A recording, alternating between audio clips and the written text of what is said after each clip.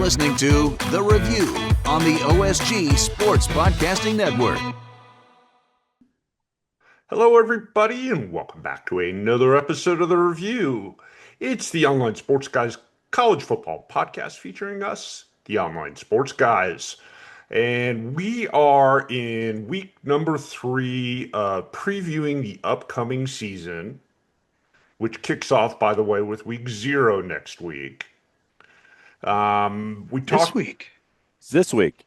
This week.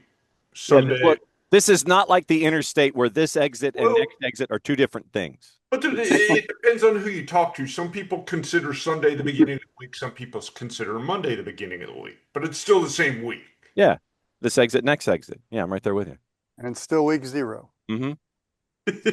Which is the dumbest name known to man. I know, I agree. But I digress. Yes, unlike Coke Zero, which would be a beverage.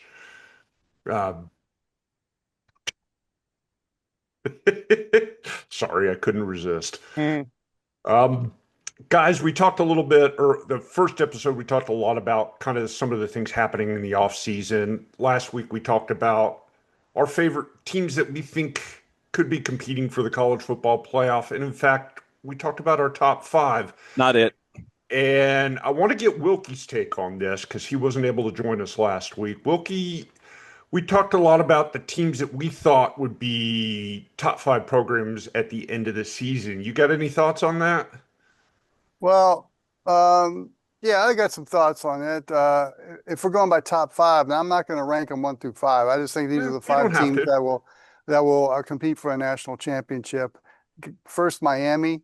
I love the way Mario Cristobal has built that program, and I think this is going to be the breakthrough year for Miami, and the ACC desperately needs a team that is on the national radar consistently. Nelson's scowling at you right now. Yeah, I'm sorry. And not 7 and 5. I'm sorry. I have to go there. The hell you are. I really like Georgia, even though that I am now part of Bulldog Nation with my daughter Amanda starting at the University of Georgia.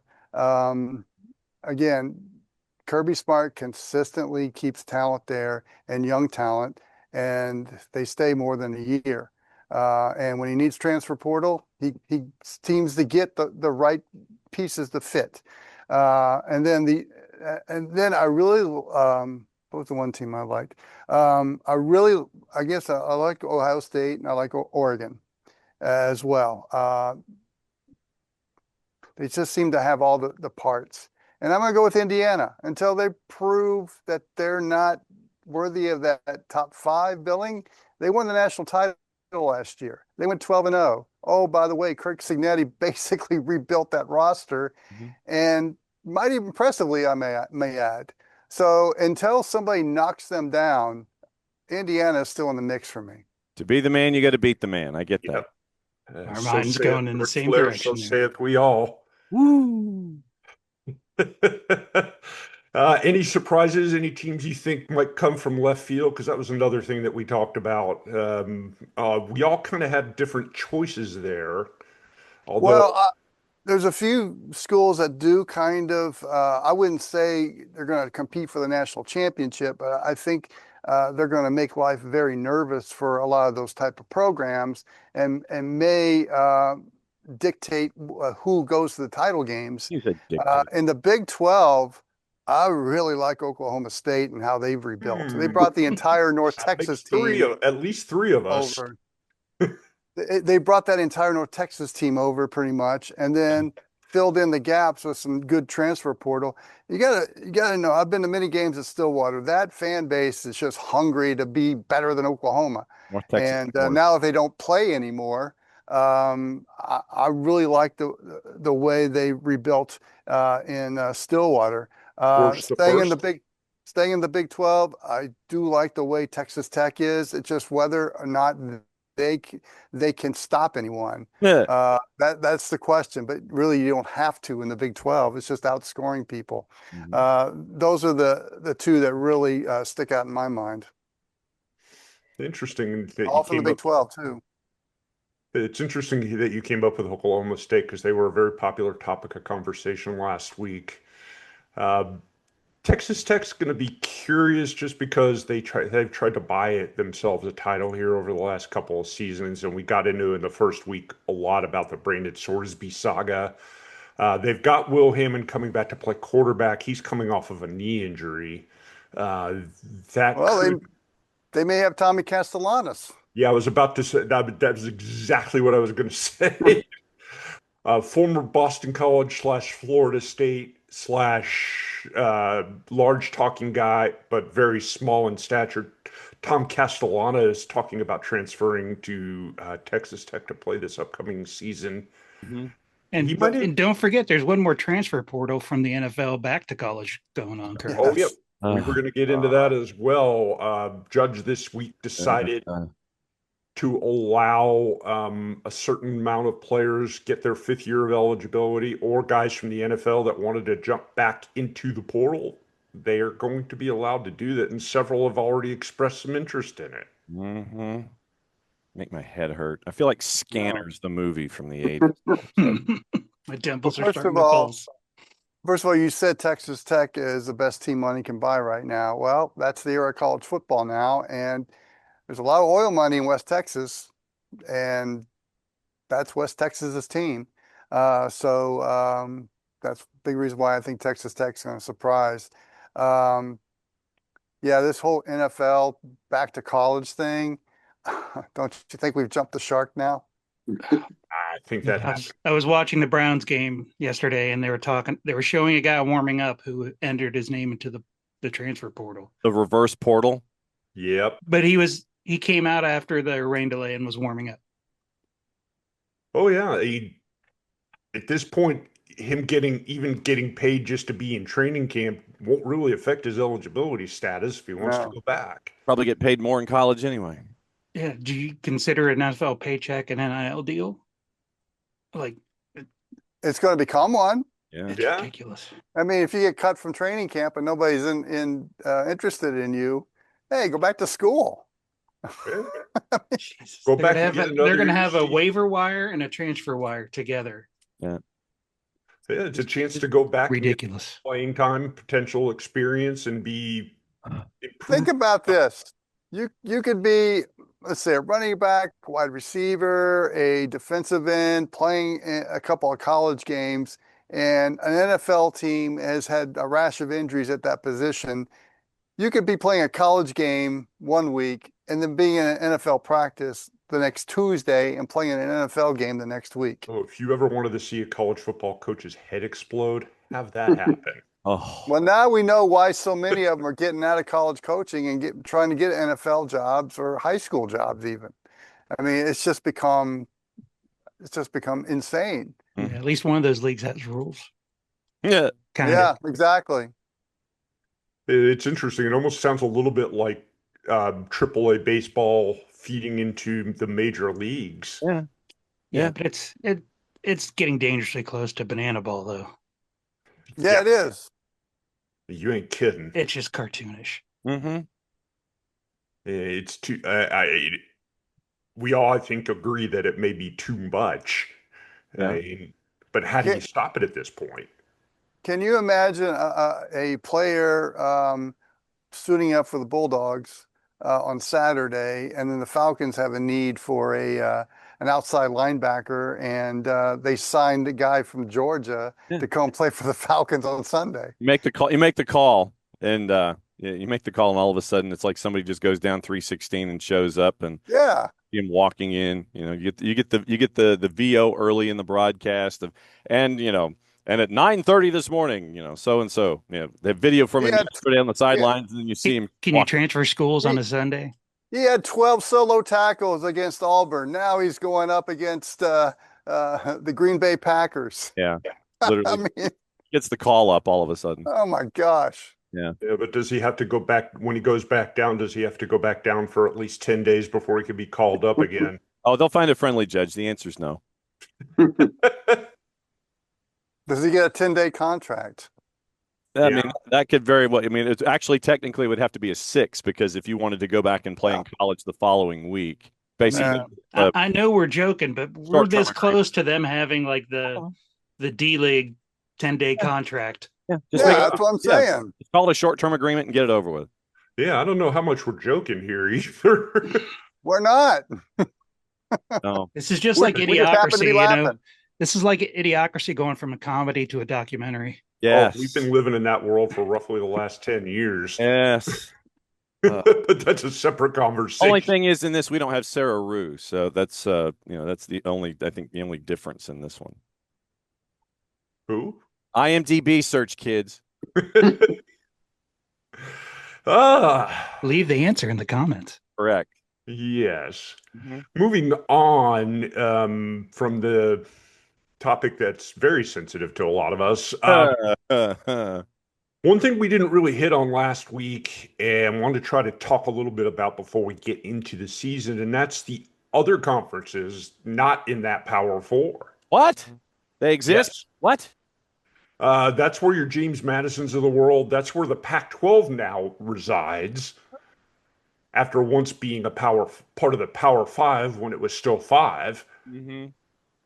Yeah. Mm-hmm.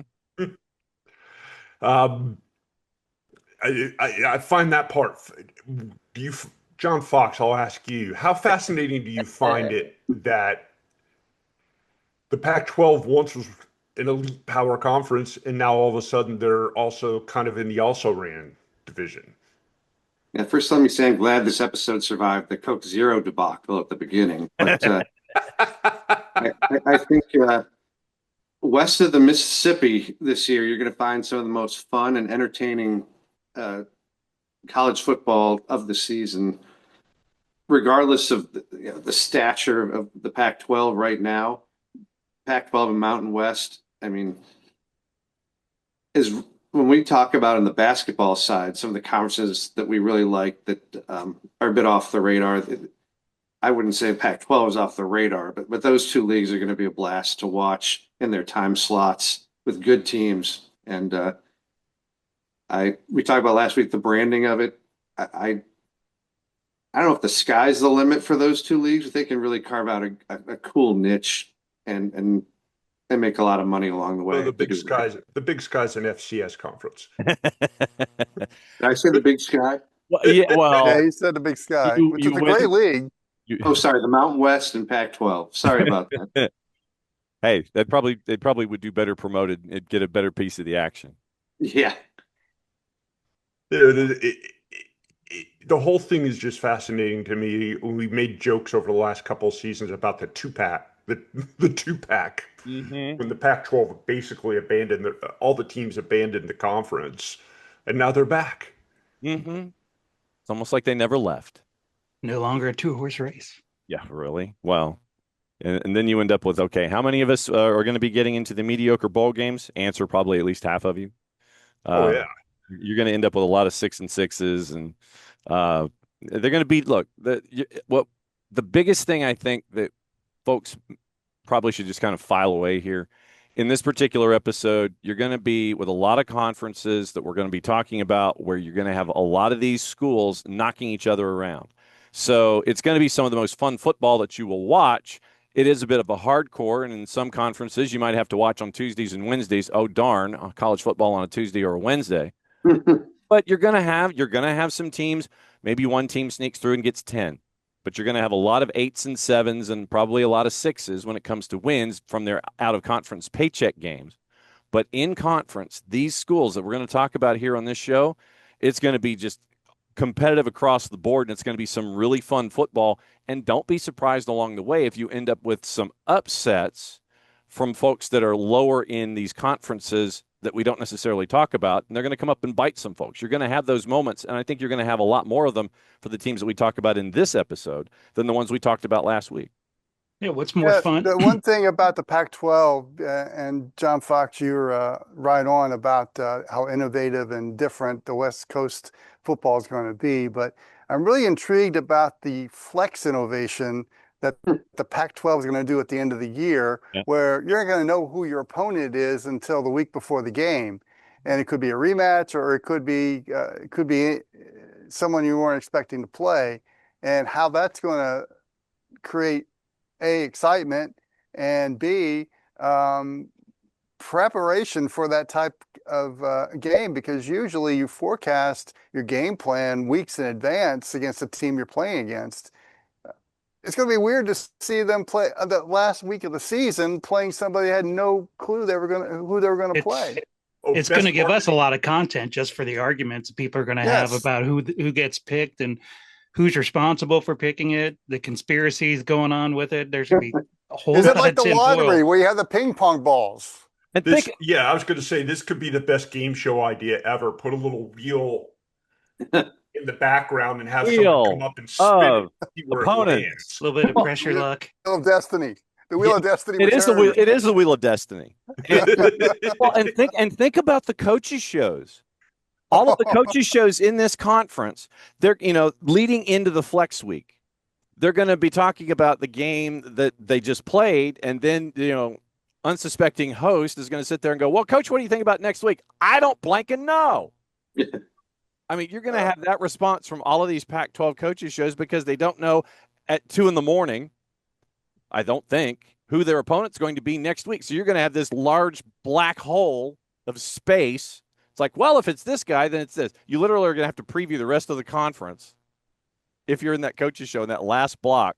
So for your unintentional entertainment viewing, the next to last week of the regular season in the Pac-12, watch those coaches shows leading into the final week because they don't know who they're going to play, and they're going to have to put a show together on their network so folks can see what happened in the game previous.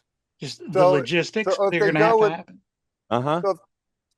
So if they go with the Wheel of Destiny concept, does Pat Sajak host it? No. Completely retired. No. Steve Harvey, maybe. No. Oh, God, no. No. No. But I mean, imagine being the facility. It's got to put it on the logistics. You got to get your broadcast stuff ready. You're going to have completely staff, like everybody that's responsible for doing the production, that's responsible for doing food service, parking, and all of that stuff. That's going to be a nightmare. The fly. Sky, it's like, Sly, I hope you're happy. See what you created. Yeah, very happy. He created a game show. How can you beat chaos? Yeah, really. Yeah, I'm glad David Stern isn't around anymore to do the picking of the matchups. Oh, yeah, frozen envelopes. Absolutely true. Yes. Yeah. But then the Knicks would get a really bad opponent, and they would end up, getting the best bowl bid. True. I think at the end of the day, when you're talking about teams in that group of 6, you're going to have to start with James Madison and maybe Boise State. Yeah. James Madison to me is fascinating. They keep just churning coaches out. And the last two being Cignetti and Bob Chaney, who is now the head coach at UCLA. And then there's this year's head coach for the Joe Boat, Billy Napier. Absolutely true. Falling down from Florida. Well, if anybody's going to rehab his career, getting the JMU job is pretty sweet. Mm-hmm. You've got instant athletes there. You got decent facilities. You now have stability. You got some team that's got some street cred. So yeah, if you're going to rehab your career one place, this is the plum job to do it. Harrisonburg, Virginia, and street cred. I don't know if I've ever heard those two in the same sentence. You ever been to Harrisonburg? No, I've been over. Beautiful campus. Yeah, great campus. Yeah, exactly. Beautiful really nice campus. I've covered a game there before. I spent the night there one time. Oh, wasn't bad. Okay, just checking. Boise State, though, to me, has got all the tools. Oh yeah. I mean, and if you're going to compare all the teams in the group of 6, Boise State to me stands head over shoulders above everybody else. They just got some outstanding talent. They're in a league now that they're going to dominate the Pac-12. They were young last season, and all those guys are coming. A lot of guys coming back. They're going to be experienced and in a spot where they can win. And you got an NFL-ready quarterback in Maddox Madsen. So, I just think they're going to dominate that league, be a part of the playoff push. Might be that group of 6 team that can sneak out a win in the playoff. What'll be interesting though is they start their season at Oregon. Yeah. Take the over. Well, they almost beat them. Yes. Last year. So, yes. And again, it's week one. Week one scares the hell out of me every year in college football because you don't know what you got because you haven't played any preseason, you haven't scrimmaged against anybody. So to me, it's out the window. You never know what's going to happen. If you're a betting man, you don't bet on week one games in college football. No, although the fans usually panic after week one because fans panic after every week. Yeah, there is no constants. It's always living in the extremes. Oh my God, we're awful. Oh my God, we suck. Oh my God, we're awful. Hey, we're back. No, we're not. Oh my God, what about our coach? No, what about our play? Yeah. And some of the schools do that after wins. That is true. That is absolutely. we didn't win by enough, so we have that's obviously a problem. We didn't cover. Oh my God, things are wrong. Yeah, of course. Guys, this has been good stuff. I got to run. Appreciate you letting me hang out for about a half hour, and we'll see you down the road. Bye. Bye. There you go. The Wilkie cameo. Guys, you're going to take it to break here, and then we can come back in the second half of the show where we can talk a little bit about week 0, not Coke Zero, or Dr. Pepper Zero, or any other zero. Oh, God. Make it stop. Yep. You got me on a roll. Pasta break before he keeps trying to create more sodas. When we come back in the second half of the show, we are going to talk about the first list of upcoming games in the college football season. It's really here, everybody. Time to play football. That and more when we return for the second half of the review. You are listening to the review on the OSG Sports Podcasting Network. Please like and subscribe.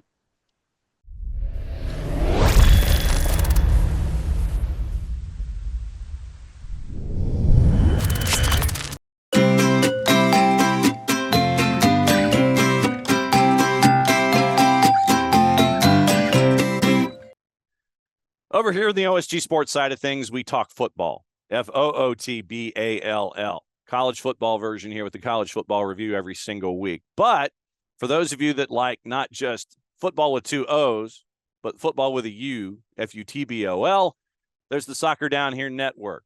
I'm John Nelson. I host the morning show on Soccer Down Here along with Jarrett Smith, Nick Alifi, Jason Longshore. And if you're looking for the best information when it comes to the world of soccer, based in the southeastern United States, but we don't leave anything off the table. 9:05 Eastern time until 11 whenever. Sometimes we go for a while. SDH Network morning show, soccer's morning show, Monday through Friday, plus all the live events we do. It is your place and your source for soccer that is based in the Southeast, but covers everything on the world. SoccerDownHere.net, the Soccer Down Here app available iOS and Android through our friends at Spreaker. That's like speaker with an R in the middle. Spreaker, do a search for OSG Sports. Do a search for Soccer Down Here. All the soccer content all in one place. It is the SDH Network and Soccer Down Here.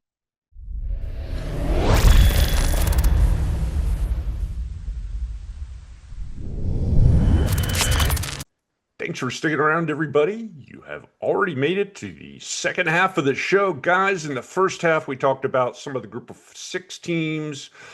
We talked about teams that could be really good, teams that might not be so good, a little bit of transfer portaling, and I want to kind of start getting closer to business. An interesting news note this weekend, Alabama has named their starting quarterback, and it's not the guy that a lot of people thought it would be. Keelan Russell will be the guy under center when the Crimson Tide kick off their season in 2 weeks.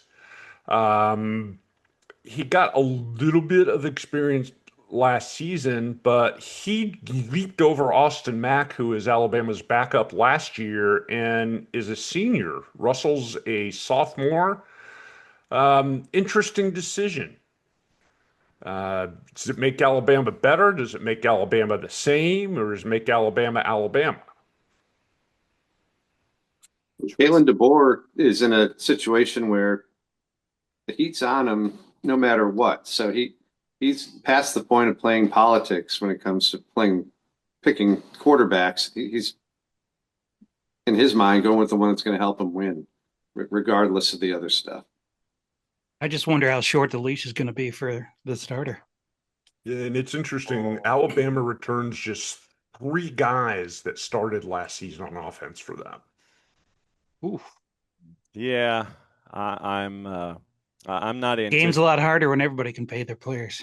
I mean, this is what we're saying here. I mean, it's you have your even playing field, but I mean, when you look at their schedule, East Carolina in Tuscaloosa, then you go to Kentucky, and you're in Lexington, and then a game that's on September the 19th. I have no interest in watching under any circumstance, but I firmly anticipate that the boss is going to try and manipulate all the remotes here in the house. So every television here in the office will have the Florida State Alabama game on, and I won't be able to do anything about it. Oh, just tell everybody you hate watching it. Just think of your happy place. Yeah, which would be not watching it. So everybody's like, well, hate watch. Look, I have too much hate to hate watch. I don't know what's so I'm like what was the lyric from Paul McCartney? I'm back so far, I'm in front of me. That's where I am right now. I'm all the way to the point of the hatred to where I'm all the way back to the beginning in a 360-degree circle. I'm past the point of hatred, and I'm still hating even more, but I'm to the point where I don't even want to watch because I don't like it that much. That's how circular it is for me right now. He's at ulcer-inducing levels of hatred. Absolutely. It's literally it is like was it Charles Durning in North Dallas 40 when he was pounding Pepto-Bismol as the defensive coordinator? That's kind of me right now. But East Carolina, Kentucky, Florida State, South Carolina, Klanga, and then you've got Georgia coming on October the 10th. So I think there's probably a bit of a leash for Russell right now anyway, until something happens and it goes sideways, and maybe Shane Beamer gets a win or something like that, and it sends everyone into a frenzy. Oh, that would definitely be enough to do it. Mm-hmm. Speaking of SEC news this week, another note: Oklahoma head coach Brent Venables gets a 6-year, $63 million extension. Yeah, good on you. Congratulations. I don't know about that one. And that's the thing. It's like I'd love to know, what's the buyouts. Congratulations on getting the bag. Expectation level is going to be what it's going to be. So, look, all they are numbers right now. You look at a number, you look at the year, you look at the buyout. 1, 2, 3. And now Brent Venables has the added expectation for 6 for 63. Woo. It's monopoly money at this point, because literally it's TV contracts in, endorsement deals in, you're out, you're in, you're out, so good on you, Brent Venables. You got paid. Yes, he did. Oh, Marty, what was this with Texas? And they're everybody's calm in Texas and Austin these days. What's going on there? Well, I think it started with every day has been over 100 degrees for about 2 weeks now. True. But now everything's starting to melt down. They released a player for reasons that have not been made public yet. So good on them for actually being able to keep a lid on that. Yeah, conduct unbecoming, yes. But the if it's anything conduct like detrimental to the Georgia, team. But nobody has actually, you read the tweet about that, but it's not followed up with someone telling you what actually happened, which is normally the case. You don't know the detrimentality, no. But as that progressed, parents are now popping off on Twitter and Facebook because that's the age group the parents are in. And it's looking ugly. Like we're going to find out how strong their locker room is pretty shortly if they can keep this under wraps and get everybody moving in the right direction. But parents are trying to implode things before the season even starts. Say Sly, who knew that was going to happen? Yeah. Well, I mean, at the end of last week's episode, my closing comment was see what teams look like they're going to have chaotic seasons, and those which are going to look like they have more stable seasons. And Texas clearly has started out the year in chaotic fashion, which can't be a good thing. Yeah. Texas raised their hand. It's like, yeah, we got your back on this one. We're good. Yeah, if Texas is anything like Georgia, even if you wanted to file an open records request to find out what happened, you still couldn't find out what happened for another 90 days because the college football team has an exemption for that. Yes, that is They're true. still trying to figure out what happened to Dealey Plaza. So I have a hard time believing you're going to find out anything soon in the college football front. And after 90 days, they'll make you aware that you need to fill out one more thing that resets the clock to another 90 days, which gets you out of the season.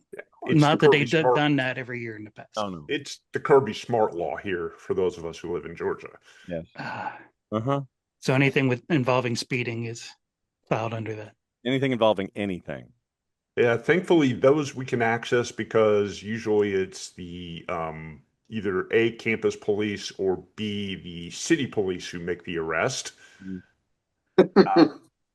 So those records are published and we can actually see them.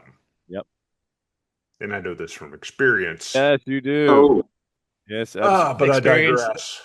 / frequency. Absolutely true. I digress. Guys, let's talk week number.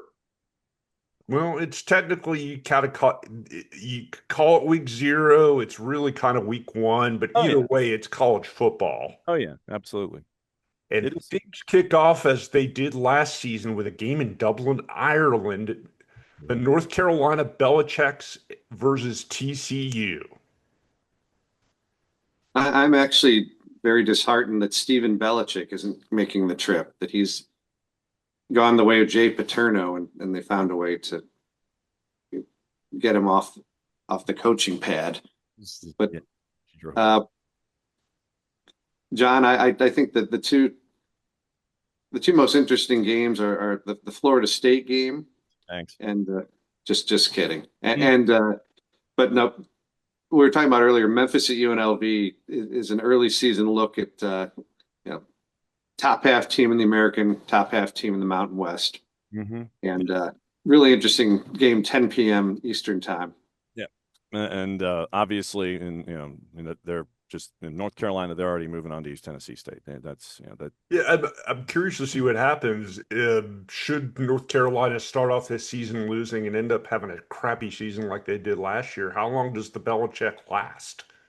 Until the athletic department can figure out the buyouts of everybody in that organization, because it is an organizational structure. It is not just a Belichickian buyout. It is front office. It is infrastructure. It is everyone that has been assembled into this. Well, his son's already gone. His GM is suspended. On the way out. Kind of on the way out. 1 foot out. Yeah. So if there's anything involving, say, morals clauses in the back of contracts, conduct detrimental to the organization, those kinds of things, but the ball's already rolling. I think the one thing I think that we have learned about this particular kickoff game is don't do it. I don't care who you are, because whatever happens in Ireland turns your season of ice cream into it is a season of ish. I mean, literally, you go to Ireland and play, your season turns out to be average or below average instantaneously. I don't know what it is, but you go to Ireland and you're like 6-6, 5-7, because remember all of the hype that was attached to Iowa State, and they go to Ireland and they just they flatlined after that. It was not pretty. So the lesson here, kids, if you're invited to go to Ireland, don't go. But I mean, come on, who would pass up a chance to go to freaking Ireland? Who would pass up a chance to go 6-6 and go to the Texas Bowl? Oh, I think North Carolina that would be a successful season for them. Yeah, we're looking forward to the Texas Bowl, and we're moving on to take on Kansas State. Yeah, we're looking forward to that. Moving on to game number 2, San Jose State at USC. Oh boy, at the Coliseum. Actually, should be a pretty good game. San Jose State's not that bad, and USC's coming off of kind of a rough season. However, they got a lot of experience coming back. Yeah, I'm still thinking that. I mean, this one in particular, What? USC's 38.5, your total 59.5. And this is almost football on a budget. Get in prices we're talking is $14. Yeah, we're not even there yet. No, but so you're talking about the games. I figure I may as well just go ahead and drift it in. But USC in 38.5, I don't know if they'll get to the 38.5, but the 59.5, I think they'll clear that. Yeah, they don't cover the spread. There's no way. No.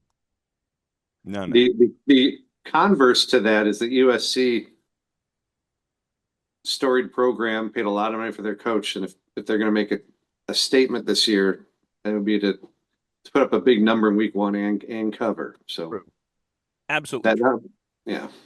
See a lot of talk under the surface of them being a surprise team. Jordan Maivia is a pretty good quarterback.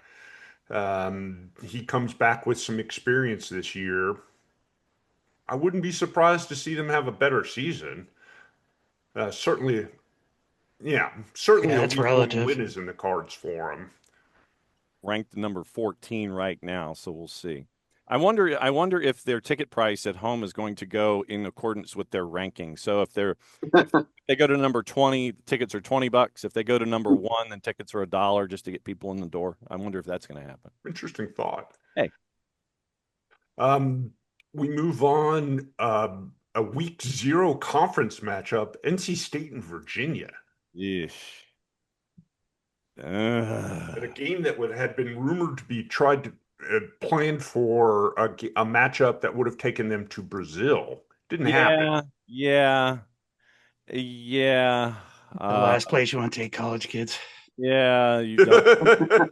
Yeah, you don't want to do that. You want your season to get out of hand. Have half your team get arrested out of country.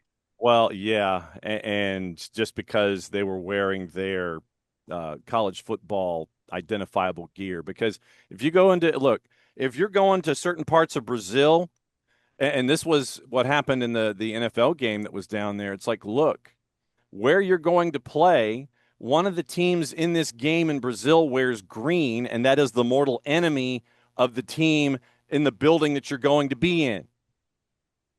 You've got to keep an eye on those kinds of things. So I think this is better that this one is at Scott Stadium in Charlottesville instead of in Brazil. Just go ahead and have your matchup. It's a 3:30 kick, Virginia 5.5, 53.5. Enjoy, guys. Trust me, it's a better environment at Scott Stadium than it would have been in Brazil. Trust me on that one. Oh, I believe you. I've been to Scott Stadium. Yeah, usually a better place to play when Virginia's competitive. True. Both of these teams should be competitive in the ACC, which isn't really saying too much because the bar's not that high. True. Teams are decent. I mean, it's a good matchup if the ACC were at all interesting to watch. But good week 0 game for sure. Yeah. Absolutely. Speaking of good week 0 games, this is a matchup that is under the radar, but I really kind of like. Jacksonville State and North Dakota State playing at the Fargo Dome. Yep. And this one. You want to see two teams that you probably would not get to see much on a regular basis who play some pretty damn good fundamental football. Mm-hmm. This is your ticket right here. Mm-hmm. I just want to thank them for leaving the Missouri Valley and making it wide open again. Yes. They saw Division I and they went to it. $52 get in at the Fargo Dome. It's on CBS Sports Network. North Dakota State 746.5. This one should be fun. Friend of the network, Charles Kelly, and what they're going to try and continue to do in building what they're doing at Jack State. And if you have never seen a game in the Fargo Dome, unless you get a ticket, get in's $52, which is about normal for a non-conference game. Fargo Dome should be a bucket list item or anybody that is a sicko when it comes to college football. This one will be a fun environment. Enjoy it. If you got CBS Sports Network, you can watch this one. Fun environment at the Fargo Dome. Up and coming program in Jacksonville State, and now you've got North Dakota State drifting into FBS now too. So this checks your fun list on a couple of different fronts. Yeah, the best part about this is you're going to North Dakota at the end of August as opposed to the end of November. You're going to go. Now's the time. Yes. The air conditioning's working. 6:30 game in Eastern Michigan. Sacramento State and Eastern Michigan. Sacramento State making the jump up to big boy football. Yeah. not much really to say about this game other than it's being played. But, remember Sacramento, this is also, you wanted to talk about week 0 conference games. Remember, Sac State's now in the MAC. Oh, yeah. So you got Sac State throwing, $20 million into this whole thing and wanting to go into be a part of the MAC. And so now your first game is at Rynerson. Rynerson, traditionally, for Eastern Michigan, it is traditionally one of our they could be in the College Football on a Budget Hall of Fame.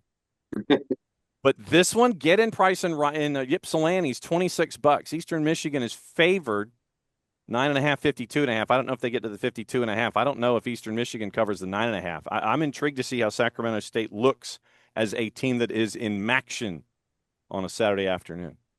You don't get to see MACtion on a Saturday afternoon very often. Actually, it's Saturday evening.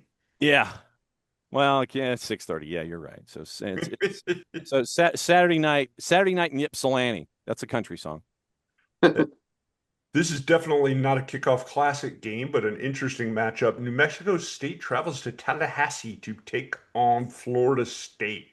So you're skipping Hawaii and Stanford? I haven't gotten there yet. Okay, so all right, mine's alphabetical for some reason, and I just want to go ahead and go right to Hawaii and Stanford, if that's okay. It's because you don't want to talk about Florida State. Correct. There's not really a whole lot to say that hasn't already been said. Let's protect John's stomach lining and just move on to Hawaii. Well, I want to know who's going to be playing quarterback for Florida State this year. So do they. Yeah, see? We talked in the first half about Tom Castellanos, who played quarterback last year, but he's not there anymore. Correct. Thank you. John, you might have some eligibility left now with all these laws changing. Well, actually, back. I have 2 years of eligibility left. Legitimately, I have 2 years of eligibility left. If I wanted to go back and pursue a graduate degree, I've got 2 years of eligibility left in the current form. But I think I have at least. What was Uncle Rico's number? We'll have to get you that. Oh, don't remember. I mean, but 31.5 point favorite against the Ags. I don't think we cover the 31.5 just because we're trying to figure out our offense and our defense. So, 7 o'clock, $44 get in it. Doak, move on. Yeah, moving on to the other game that John mentioned. Hawaii travels to Stanford Stadium to take on the Cardinal/Tree. And it's one Cardinal, the ordinal. The ordinal. Well, I didn't use the plural. I said Cardinal. No, I know. No, you are correct. The Cardinal is the ordinal. That is one. So, $16 get in, which is good. Oh, I'm looking at CBS Sports, who has it listed as a $12 get in. Sweet, even better. Stanford 5.5, 49.5, and I for one am rooting for Timmy Chang, just in general, as a coach, because of what he meant to Hawaii when he was a player. Now that he is back, you understand what the offense is supposed to be, and it's run and gun, and that's why I think that the total's probably the better play. I don't know if Stanford gets the 5.5, because if Hawaii has their way, it's going to be a high scoring game, and I don't know about that 5.5. So I would avoid the spread and go for the number in this one. Another chance for the Mountain West to get a win against a bigger league. Huh? I'm curious. I haven't done the math. Is the flight from Hawaii to get to SFO more or less than Sacramento State trying to get to Ypsilanti? Considering SFO is a bigger airport, I think you have the answer to that question. Yeah. All right. Well, let me see what the nearest airport to Ypsilanti is. I would hope Detroit, but yeah. Ypsilanti, Michigan, shortened to Ypsi. It is Detroit. So you're going from Sacramento to Detroit, or you're driving down to San Francisco and going San Francisco to Detroit, depending on the size of your travel party. Or, considering how insane Sacramento State has been in throwing money around, maybe they just got a PJ and they're just going to take everybody from Sacramento to Detroit anyway. You're going to fly JSX. or Fun Country? You fly Sun Country Air on a charter. All I know is if I'm Stanford, I'm mad that this game's at home. Oh, yeah, that's true. But yeah, and if I'm Hawaii, I'm mad that this one's at Stanford too.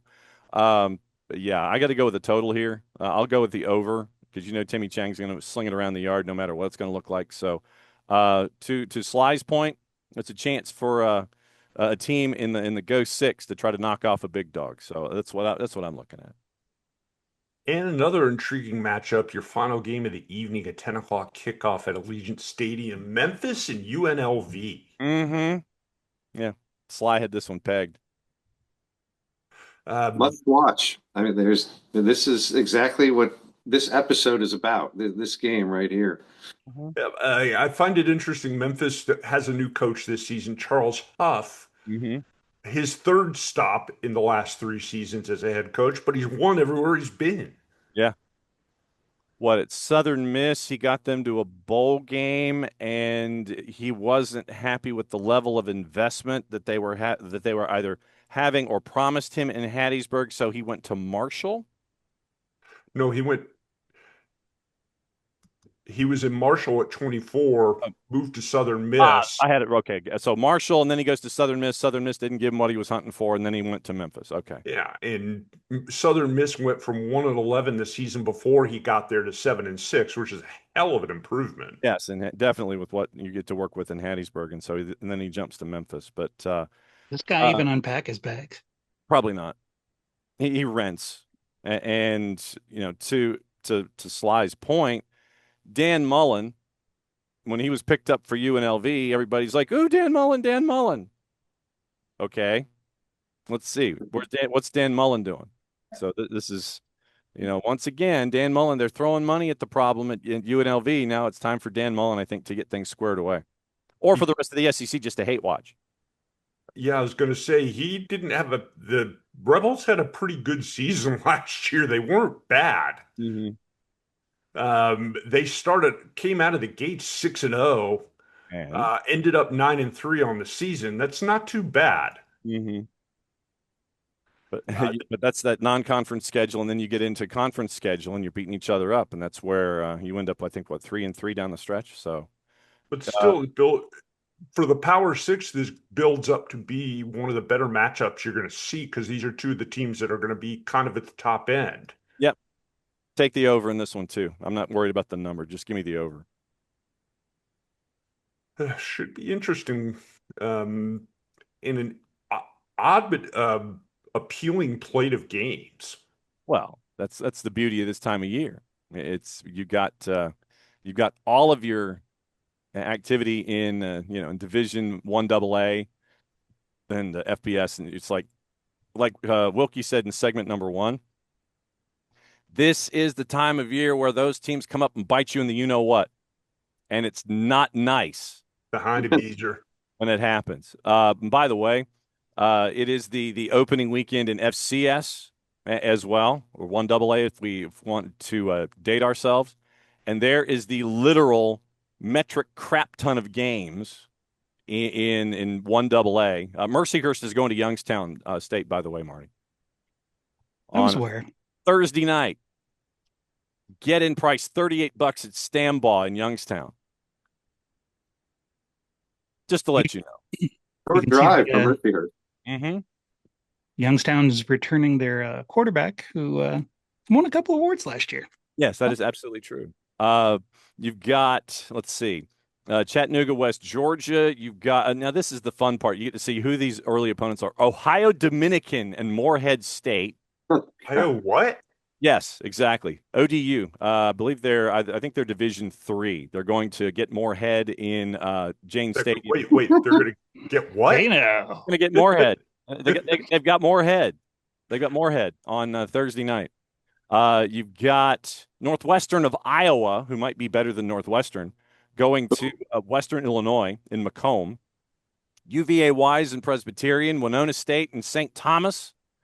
Houston Christian, which used to be Houston Baptist, And I guess that now they change religions. Well, they're just. I guess they're more welcoming now. We're not just. It's like we've opened our religious recruiting base to more than just Baptists now. Oh, here's the matchup for you: Winona State Riders versus St. Thomas of Minnesota. Yeah, St. Thomas. Winona Rider. Well, yeah, I made that part up. Phil's having fun. St. Thomas jumped to FCS from NAIA, and they had to wait 2 seasons to be eligible for their conference championship. Even though I think in the second year of having to wait, they actually would have won the conference. So that's what you got from St. Thomas. Let's see, South Dakota Mines at Drake, LIU at North Dakota. Louisiana. Don't confuse Drake with the formerly popular rapper of the same name. No. Louisiana Christian at Northwestern State and Natchitoches. That'd be a minor offense. Yes. Friday, you've got William and Mary and Villanova, New Hampshire and Albany, Idaho and Cal Poly. No Idaho? Yes. Not yet. Depends on how they are. And then Saturday, it's Fairmont State and Dayton. Oh, our friends at Chicago State get their first ever game ever. Against Roosevelt. Yes. Okay, that's must watch. Yes. So you travel there. Is that one going to be broadcast anyway? Oh, the seats aren't cheap for that one. You're getting prices at least $54. I got 52. It's at SeatGeek in Bridgeview. And Chicago State right now, they don't have a broadcast up. But yes, noon Eastern Saturday, Chicago State maiden football game against Roosevelt.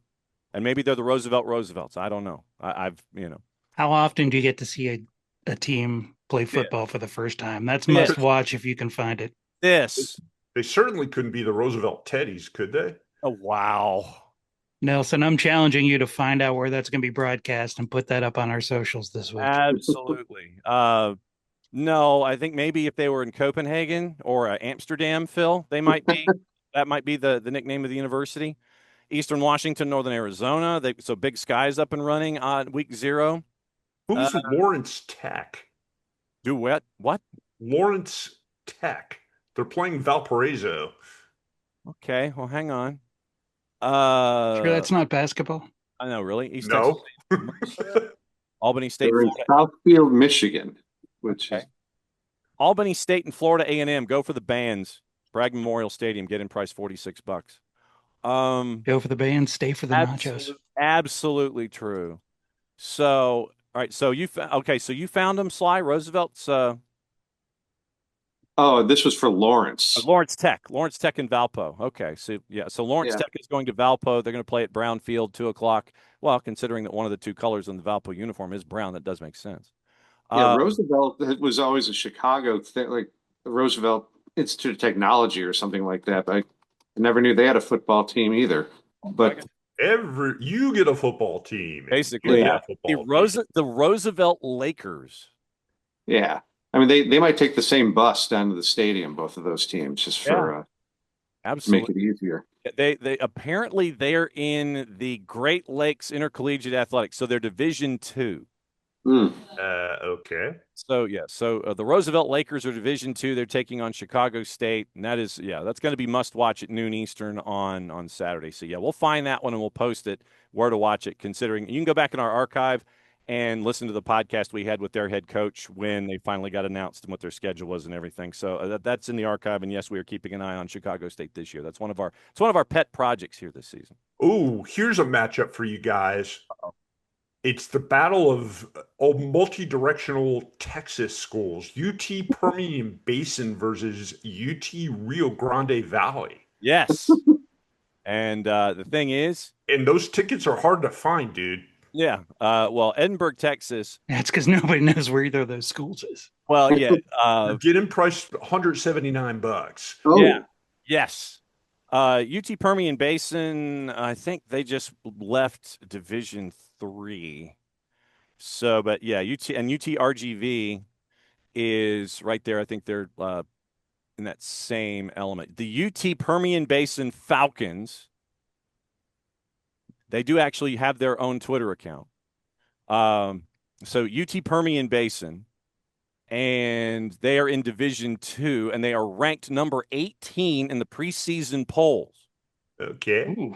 Yeah, so UT Permian Basin ranked top 20 in Division II, and they're going to go up against UTRGV in Edinburgh on Saturday. So if you're in South Texas and you haven't gotten your fix from the high school football Fridays, go to Edinburgh and go watch this game because support your local teams. Yeah, it's going to cost you a lot of money, though. It's all relative. Come on now. It's all relative. By the way, Stetson, South Dakota State, $14 at Dana J. Dykehouse in Brookings. If you can go see Dakota Marker at Brookings or on the North Dakota side, please do, because once again, that is sickos. That is true sickos watching, but it's a great rivalry. And then Fairmont State and Dayton is $18. I am sad to say that I grew up in Central Florida, and I did not know Stetson now has a football team. Stetson has a football team. So Welcome Stadium, Dayton, Ohio, Fairmont State and Dayton, $18 on the YouTubes at noon on Saturday as well. So those are your footballs almost on a budget for this week. Ooh, some crazy stuff. Yes. Welcome to week 0, kids. Yep. Guys, I think it's time we get to say game on. Game on. Car. At this point forward, we got football. Mm-hmm, we do. That's true. We covered a lot of ground this week. Some of the less teams that you might be a little bit less familiar with, but most of whom are getting their season started. Everybody else is going the week after. And when you come back next week, hopefully, and listen to the show, we'll tell you what you can expect from those matchups and more. Yes. Right here on The Review. You are listening to The Review on the OSG Sports Podcasting Network. Have a great week, everybody. Please like and subscribe.